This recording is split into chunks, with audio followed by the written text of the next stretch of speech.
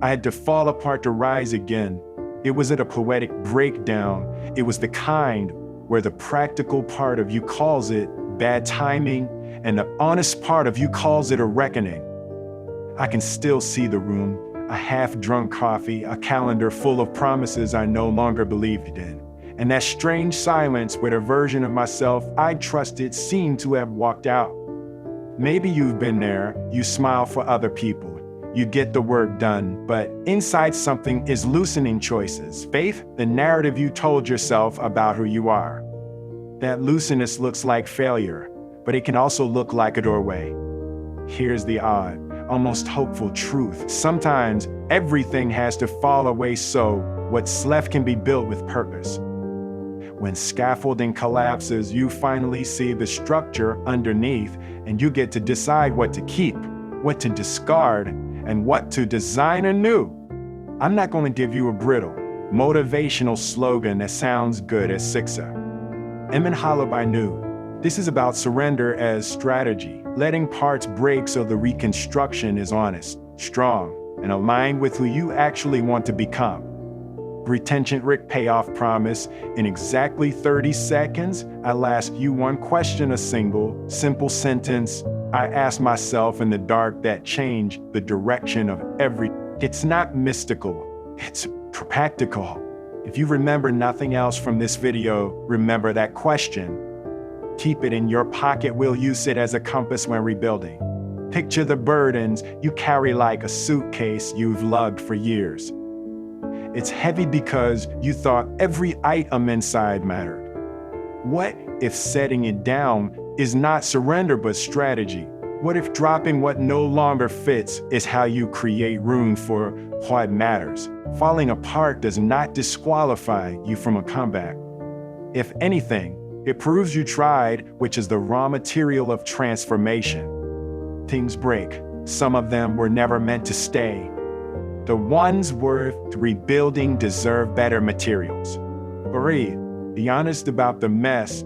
Allow yourself impatience, confusion, grief. All of it is part of the map. And yes, you'll laugh about the absurdity of it later when the pieces have a new shape. Hold on. In 30 seconds, I'll ask that one question. Answer it honestly in your head. When I do, then we begin. Step by deliberate step, the work of rising again. That question I promised you, here it is. What if who I was is no longer who I need to be? The first time I asked it, I hated it because it felt like betrayal, like I was abandoning the version of me who had fought, sacrificed, and survived so much. But the truth, that version was exhausted, burned out. They were building a life that looked good from the outside and felt like exile from the inside. Every day had become a silent negotiation. Smile, even though you're crumbled. Push harder, even though you're running on fumes. Pretend you're fine, even though you secretly hope anything will interrupt the loop. This is what the breaking point looks like, by the way. Not fireworks, not drama, just quiet collapse. A slow disintegration behind closed doors. And it's terrifying because the world rarely gives you permission to fall apart. People want the highlight reel, not the director's cut where you forget your lines and cry in the bathroom between takes. So you keep pretending until the pretending costs more than the truth. That's where I ended, hollowed out, disoriented, wondering if I had lost my spark forever or if maybe, just maybe, it was buried under everything I'd been pretending to be. And that's the paradox. Your breaking point often isn't the end. It's the beginning of honesty. It's the moment you stop editing yourself to be palatable and start confronting what's really, even if it's messy, even if it's inconvenient, even if it scares people who only knew the polished version of you. I remember sitting on the floor one night surrounded by the ruins of my old life and realizing I could either rebuild the same fragile structure or build something that could actually hold me. That night didn't fix me. It didn't even feel heroic, but it planted a seed. The suspicion that collapse might be the exact soil where rebirth begins. And if you're there now sitting in your own ruins, this part matters. You are not broken. You are being remade. Stay here with me, because in the next part, we go into the shift, the subtle but seismic pivot where healing quietly begins. The strange thing about healing is how quiet it is at first. There's no dramatic soundtrack, no thunderclap of revelation. Just small choices, so small they almost feel insignificant, that begin to stitch your life back together. For me, the first shift wasn't grand. It was making my bed. Not because I suddenly became organized, but because I needed proof that I could complete something. One tiny victory in a world that felt like defeat. And that's the thing. Rebuilding doesn't start with a blueprint. It starts with breadcrumbs. I walk outside just to feel air, answering one message instead of avoiding all of them. Telling one person, actually, I'm not okay. These moments don't look powerful, but they are. Because they remind you that you are still here. And still here is the perfect place to rise from. Here's what no one tells you. Healing is not about becoming who you used to be. It's about becoming who you were always meant to be underneath the fear, the noise, the expectations, and the survival mask. That realization hit me like a quiet lightning bolt. I didn't need to rebuild the old version of me. I needed to outgrow it. And that changes everything. Suddenly, every setback becomes a sculptor's chisel, carving away what no longer belonged.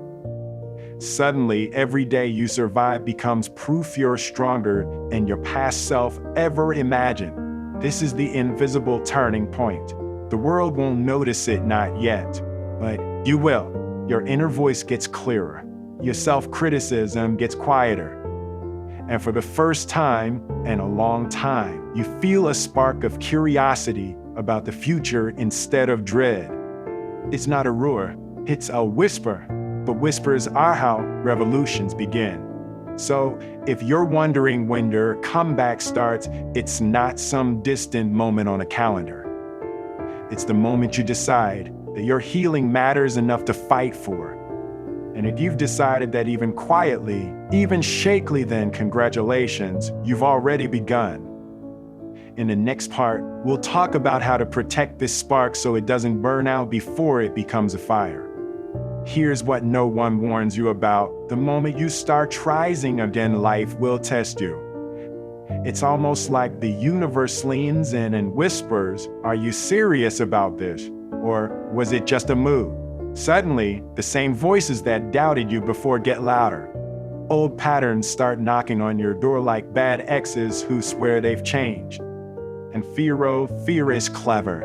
It doesn't scream, it negotiates. It tells you, go back to what you know. At least it's safe there.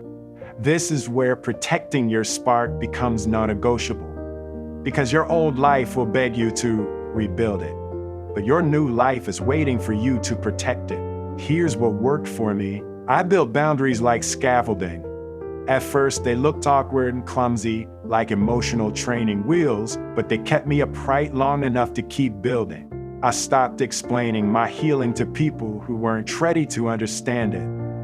You don't know everyone a front row seat to your becoming. Some people can only handle the before version of you, and that's okay. They don't get to decide if you keep going. I created routines that were small enough to succeed at, but meaningful enough to matter. Morning walks, 5 minutes of journaling, drinking water like I was auditioning to be a houseplant. Tiny habits became proof that I could trust myself again. And self-trust is the oxygen of transformation. And when setbacks hit I stopped treating them as proof I was failing. Instead, I treated them like signposts. What can this teach me? Where do I need more support? What's the lesson hidden in this bruise? Every stumble became data. Every pause became strategy. Every day I didn't quit became momentum. Listen to people who seem unstoppable. They're not powered by motivation. They're powered by consistency. They guard their spark like it's sacred because it is. And the moment you treat your healing like something sacred, it will start treating you like someone unstoppable. In the final part, we'll talk about how to rise fully, not just survive, not just rebuild, but step into the life you were always meant to claim. There comes a moment when healing stops feeling like survival and starts feeling like becoming. You don't notice it at first. There's no applause, no fireworks, just small signs. Your breath feels deeper, your thoughts quieter, your steps lighter. One morning, you catch your reflection and realize you're no longer patching up an old version of yourself. You're becoming someone new. That's what real rising looks like. Not loud, not dramatic, but certain. You no longer chase people's approval because you've met the version of you who no longer needs it. You no longer beg for belonging because you're building a world where you already belong. Looking back now, I see it clearly. I didn't fail. The collapse wasn't a tragedy, it was a sacred demolition of everything too small for the person I was becoming. And now, I don't just want to survive, I want to thrive. To walk into each day not asking, will I make it? But declaring, I was made for this. And you are too. So you're standing in the ashes of who you used to be. Let this be your moment to rise, not just back to your feet, but into the life that was waiting for you all along. And if that spark inside you is burning right now, don't stop here. Because here's the truth most people never tell you. Rising is only half the journey.